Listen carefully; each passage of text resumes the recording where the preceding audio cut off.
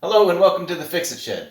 This week we've got the Kia Soul back in the garage and we're going to change the rear brake pads and rotors.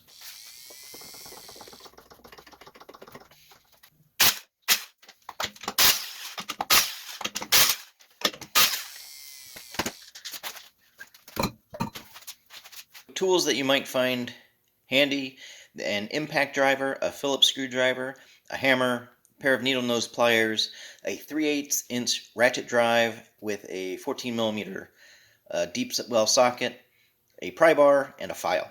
Some other items that you might need are some brake and caliper grease, a can of brake cleaner, and some anti-seize lubricant. So first we're going to remove the caliper, and there's a 14mm bolt here and a 14mm bolt here that we're going to remove.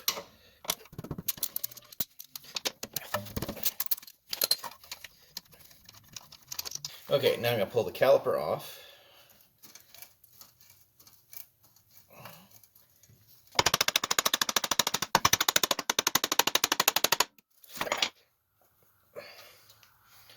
Okay, and I'm just going to use this hook, hold it out of the way. Okay, now we're going to pull the bracket off, which has a bolt here. So there's a bolt here and a bolt up here, and those are also 14mm.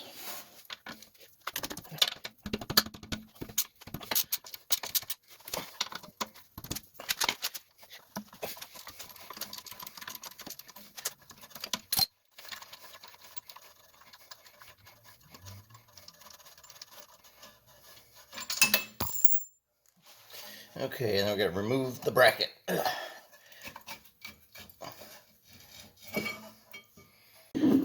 Okay, so we can remove the brake pads, and you can see how thin this side was.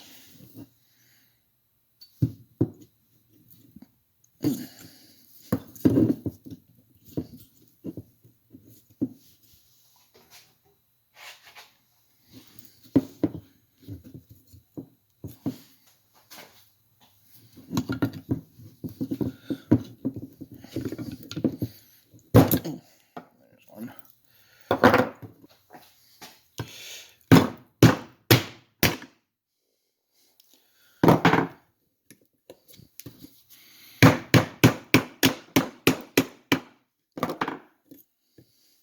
Those were stuck in there.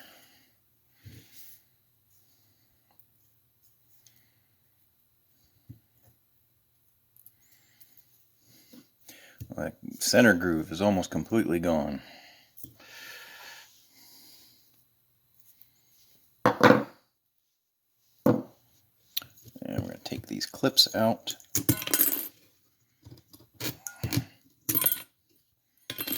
And I got new clips with the brake pad, so I'm going to put those in. So I'm going to clean up these surfaces where the clips go just a little bit.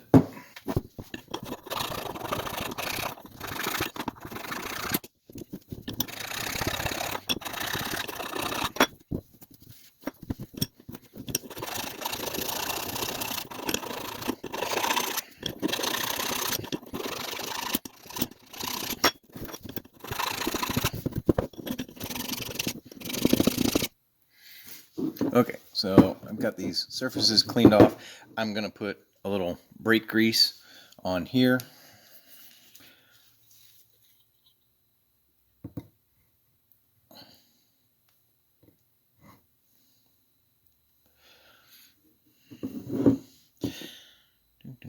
This will help deaden some noise and also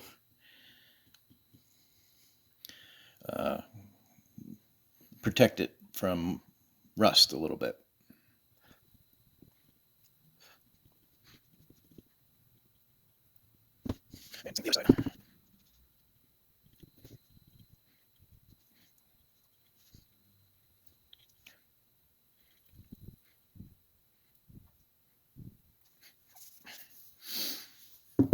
Okay, now I got new brake hardware with the pads. I'm going to put these new ones on.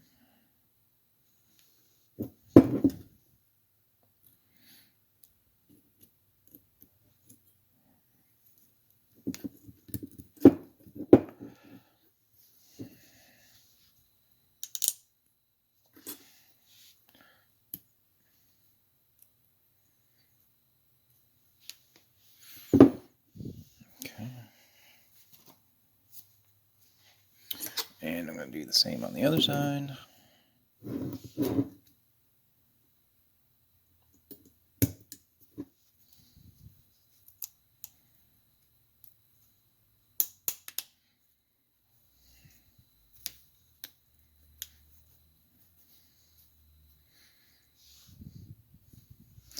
There, and I'm going to clean these pins. I'm going to take a rag and I'm going to wipe off the old grease.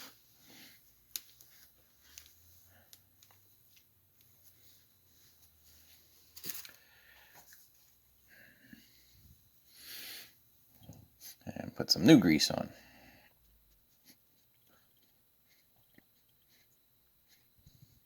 And you just want to put it on the sides of the shaft. You don't want to put it on the end. Right. Because when you push that in, you know, if there's grease on the end of it, that'll keep it from pressing in all the way.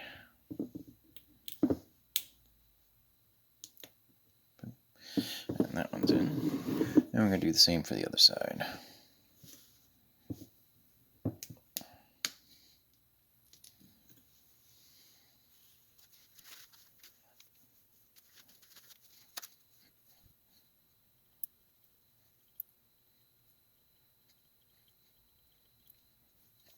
And we'll slide that pin back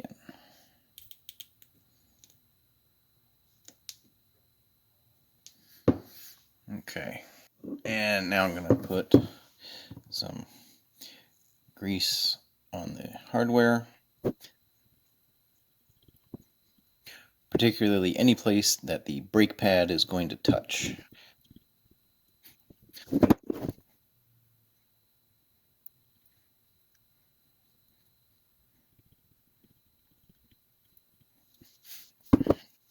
Alright. Now the one with the clip, that one goes on the inside.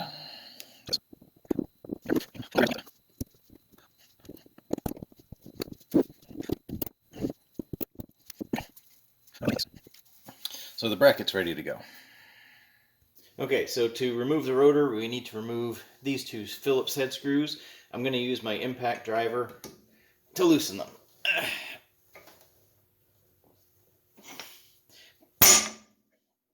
There we go.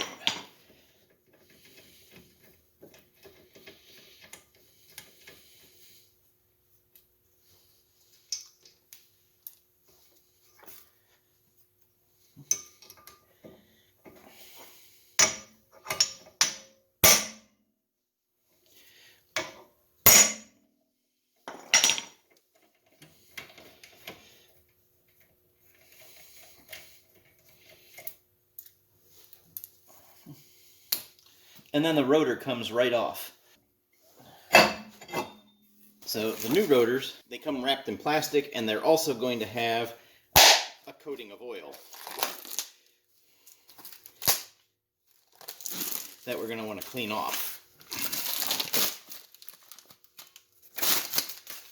So the first thing I usually do is I put it on inside out, and then I use some brake cleaner and I spray the surface. You just have to worry about the braking surface and then just wipe it off. Alright, and then we're going to do the same on the other side. And we're just going to line it up so that we have the screw holes in the right place. Okay. And then these little screws, I'm going to put some anti-seize, just some anti-seize lubricant on there so that they don't rust up and you can't get them out later on. Okay.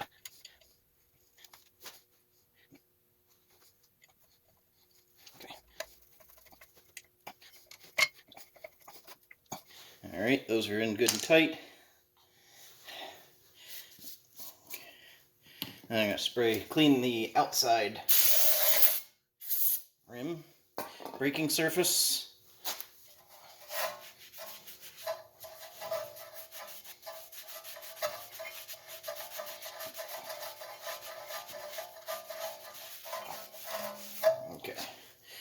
That looks good.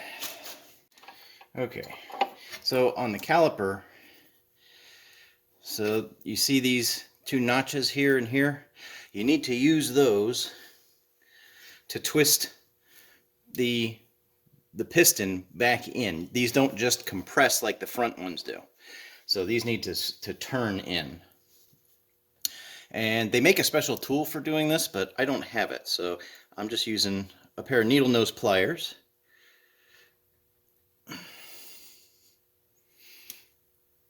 To turn them slowly in.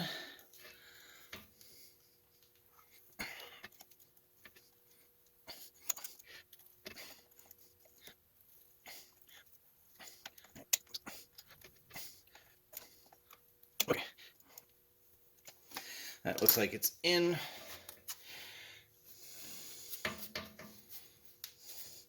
Now I'm going to put some of the brake grease on these surfaces that come in contact with the pad. Hold this back up out of the way.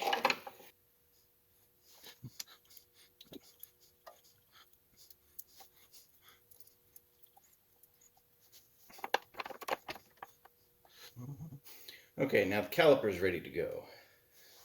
So let's put the bracket back on. Okay, the bracket's going to go back here. And I'm just going to start one of these. Hold it in place. Okay. Now to the other one. I'm just going to put a little of the anti-seize on the threads. And then I will start that one. Okay, that one started.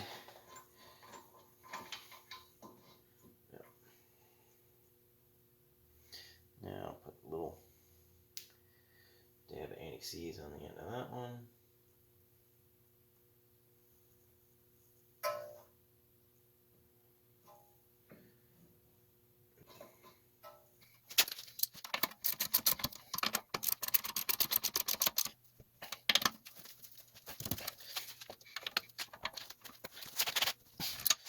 Okay,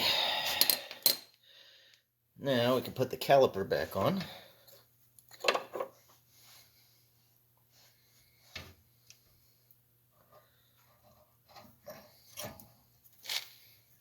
Okay.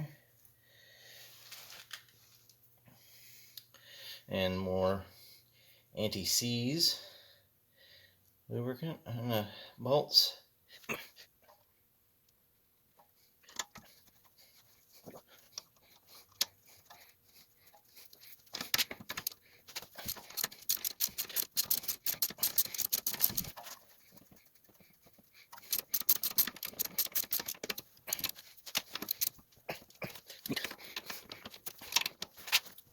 Okay, caliper's back on.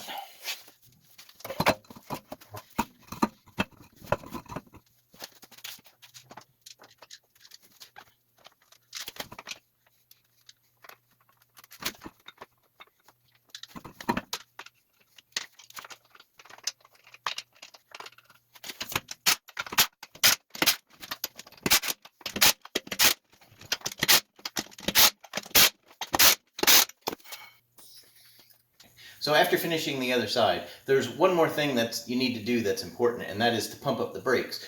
Putting pressure into the brake line causes the piston to reset and move tight against the brake pad so that it's ready for application.